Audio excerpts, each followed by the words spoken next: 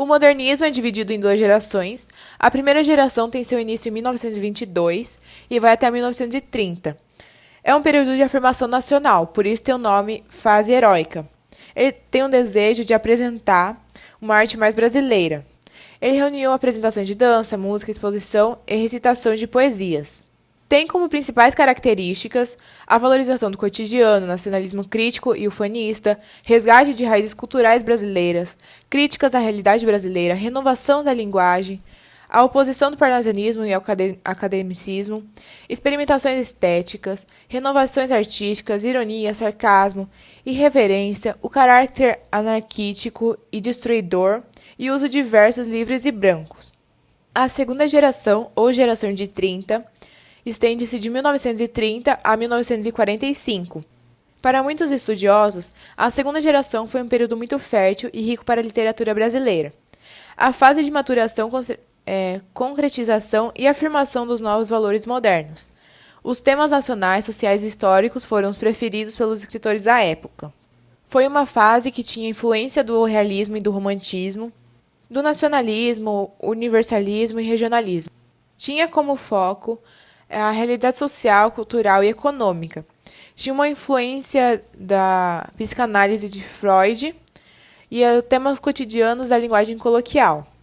O uso de versos livres e brancos, a valorização da linguagem do dia a dia, rompendo com aquela gramática perfeita. O foco na prosa de ficção, sendo romances, regionalistas e urbanos, e a linguagem coloquial e regional. Mostrou a realidade de diversos locais do país, tanto o campo quanto a cidade. No texto de Oswald de Andrade, os índios ficam com uma visão positivista, e ele usa da ironia para criticar o modo como nós fomos colonizados. A descoberta do Brasil.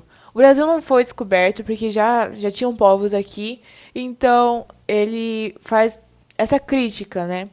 Que na real o Brasil não foi descoberto porque já tinham os índios aqui e os europeus vieram impondo sua cultura sobre a nossa. E se a gente tivesse mantido a nossa cultura, os índios, né, no caso, tivesse mantido a cultura deles, aí seria muito melhor do que ter a cultura eurocêntrica. O texto Operários do Mar é um texto dissertativo em prosa, então ele pertence à segunda fase do modernismo. Ele mostra a nítida separação de classe entre operários e burgueses. A figura do operário se impõe, ele caminha e insiste que suas lutas de transformação quase fazem milagre. É uma alusão à luta trabalhista, que no tempo, né, conseguia suas vitórias, entre elas, e derretimento de gelo. Derrubava os preconceitos e o milagre de aproximação e humanização. A pintura mostra uma família de imigrantes nordestinos que estão se deslocando com a finalidade de fugir da seca, da fome, miséria e a falta de perspectiva que tinha no Nordeste. As cores usadas são cores para dar uma melancolia na pintura. Assim como Pablo Picasso usou na fase triste, usou muito azul. Então o azul ali tá mais, como é uma cor fria, né? Ela tá mais para deixar a pintura mais triste. E o jeito que as crianças estão também, as roupas que eles estão usando e toda a sujeira que tem no chão, esses ossos, pedras. O pintor, no momento que ele faz esses corpos magros, ele mostra a fome. E tem uma criança ali que tá com uma barriga enorme, então pode ser barriga d'água, né, por contaminação. E os urubus estão ali atrás, porque os urubus, quando alguém tá perto, um animal tá perto de morrer, eles já ficam rodeando, esperando esse ser morrer para eles poderem se alimentar. Então os urubus estão ali mais para quando essa família morrer, eles já poderem ir se alimentar ali. O solo seco, os pés descalços, eles mostram que não tem vegetação, por isso que eles estão se mudando dali e não é um lugar fértil para se plantar. E o rosto de desespero que foi retratado é mais para um pedido de ajuda. Meu Deus, olha a situação que nós estamos. Então acredito que ele tenha feito toda essa obra para mostrar a situação grave que está no Nordeste, estava, né, no Nordeste. Ainda tá, porque lá ainda tem muita seca. E tem épocas do ano que muitas famílias têm que acabar se mudando também. Em relação à criança com a barriga da água. para mostrar a falta de saneamento básico. E em si a obra faz uma crítica às secas do sertão, à fome, à falta de saneamento básico. Essas obras são do século passado, mas os problemas ainda continuam, né, no século XXI.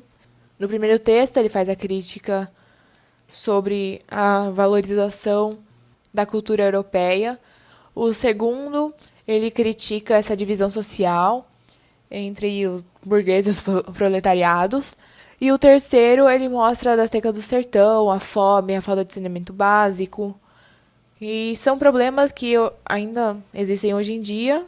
A supervalorização da cultura alheia querendo ou não, algo visto como uou, incrível. E isso é um problema, porque nós temos que, primeiro, né, colocar a nossa cultura em primeiro lugar. A segunda, né, o segundo texto, é sobre a divisão social.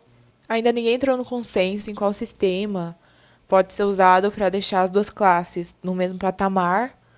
Bom, tem o socialismo, só que não daria certo, né? O capitalismo, querendo ou não, alguns vão ter que estar embaixo, outros vão acabar em cima. Então, ele vai criticar essa desigualdade social. Em relação ao Nordeste, dá para mudar essa realidade, mas os governantes não querem.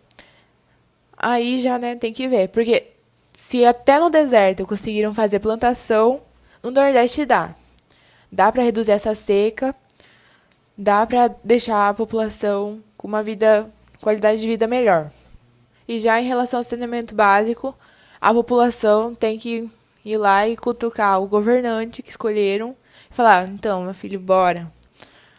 Mas aí já é a população ter que se unir e escolher um bom governante.